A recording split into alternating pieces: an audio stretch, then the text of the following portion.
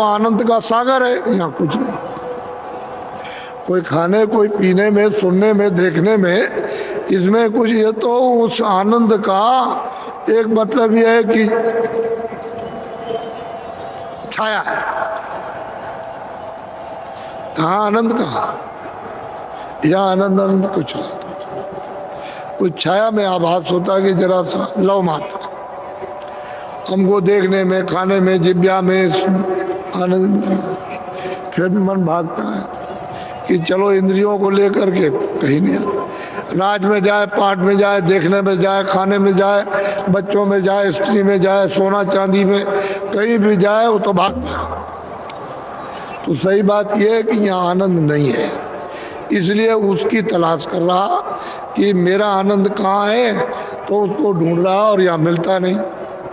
तो यही जीवात्मा जब ऊपर से आई है तो अकेले तो उतार नहीं देगी, ऊपर से इसके साथ गिलाफ खोल पहरा दिए गए। तो पहला ऊपर से आई तो कारण खोल, फिर सूक्ष्म खोल, फिर लिंग खोल, और ये है स्थूल मृतलोक में खोल। इस कपड़े को पहरा दिया।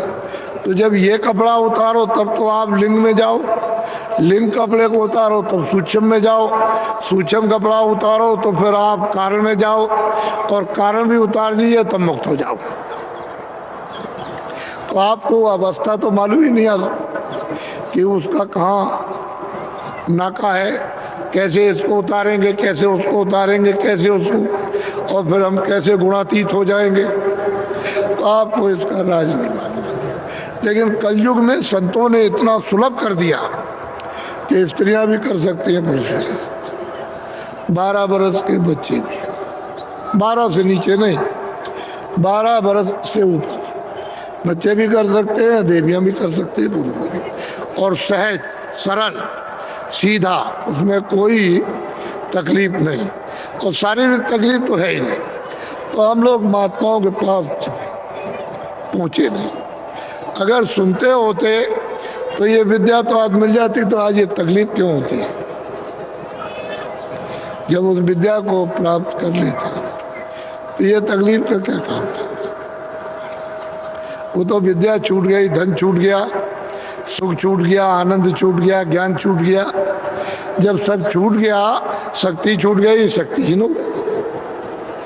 अब ये कर्मों से निम्नता कम, यानी हमारी इतनी दशा कमजोर आ गई कि हम कुछ नहीं कर सकते। तो महात्माओं की जरूरत थी सबको। तो इसलिए हम कोई ऐसी बात पहले भी नहीं कहा और अब भी नहीं कहते। हम तो जीवों के हित के लिए कि भाई मनुष्य शरीर, ये सतयुग, त्रेता, द्वापर और कलयुग कितने पुण्य किए होंगे जब उसका एक छोटा सा ढेर जमा हो गया पुण्य का, शुभ कर्मों का। तो मालिक ने ये मौका दे दिया अवसर अमोलक कि देखो भाई अब की तो अब आपको चाहिए कि मैं अपना भी काम कर लूं और ये शरीर का भी कर लूं। शरीर को भी मतलब ये निरोगी रखो, तो कपड़े भी देकर रखिए, खाना भी खाइए, दवा भी दीजिए, घी दूध भी खाइए, मना कौन करता। मकान में रहिए, झोपड़ी में रहिए, इसको सुरक्षित रखिए। और ये तो दिन में आप 23 घंटे काम करो, 1 घंटा समय बचा करके अपनी जीवात्मा के लिए भी कुछ धन जमा करो, क्योंकि ये सब मेहनत इसके लिए, शरीर के लिए, ये सब शरीर का धन है। तो जीवात्मा के लिए तो आपने कुछ किया नहीं, तो उसके लिए भी वो आत्म धन जमा कर लेते। तो फिर समय पर जब जाने लगते तो वो आपकी रक्षा करता है। फिर आपको गड्ढे में, नरक में, 84 में, पशु में, पंछी में, कीड़ों में नहीं जाने देता है, हिफाजत कर लेता है। तो आपने उसके लिए तो कुछ धन कमाकर 1 सेकंड नहीं आपने समय दे करके कमाया। तो सब तो आप ये शरीर के लिए करते रहे, तो शरीर भी तुम्हारा नहीं है, और ये जो है जमा किया वो भी आपका नहीं है। ये भी मिट्टी है, वो भी मिट्टी है। इसमें सुरत है, इसमें जीवात्मा है।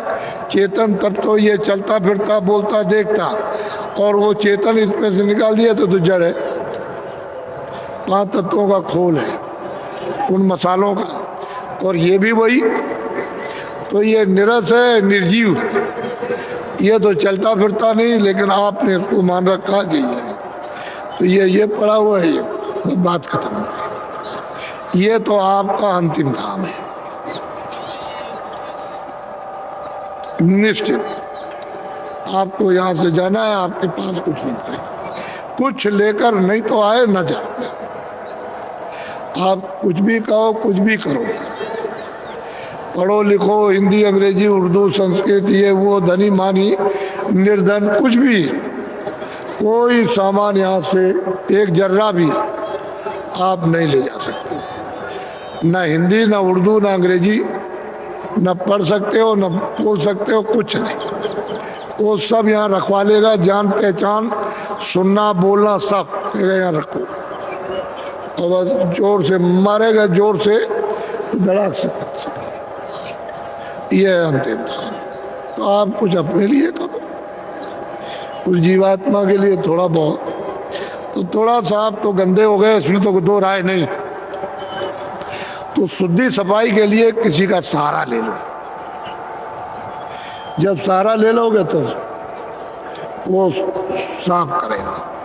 कोई तो भी हो, जैसे कपड़ा धोता है, जैसे डॉक्टर है, उसको फोड़ा हो गया, मवाद हो गया तो चीर फाड़ करके निकाल देता। ऐसे किसी अध्यात्मवादी, किसी वैद्य को, किसी हकीम को और किसी ज्ञानी को साथ, तत्वदर्शी को ले लो तो धीरे से गंदगी को साफ कर देगा। तो मन है, बुद्धि है, चित्त, अंतःकरण, जीवात्मा, तो उसमें क्या करेगा कि हृदय में योग रूपी अग्नि को प्रज्वलित कर देगा। तो जितना भी तुम्हारा सब जमा है मसाला, वो आग लग जाएगी। लेकिन ये कैसे होगा? दीनता में। दीन, हम छोटे हैं, कुछ नहीं। जब दीन हो जाओगे तो दीन दयाल, जो प्रभु है, जो महात्मा है, वो दया कर देंगे। और हम घमंडी रहेंगे, अहंकारी रहेंगे, तो छू करके भी दया नहीं होगी। वो तो जीवात्मा को जब आत्म वेदना होगी और छोटा बन जाएगा तो दया हो जाएगी। तो मन, बुद्धि, चित्त, अंतःकरण बिल्कुल निर्मल।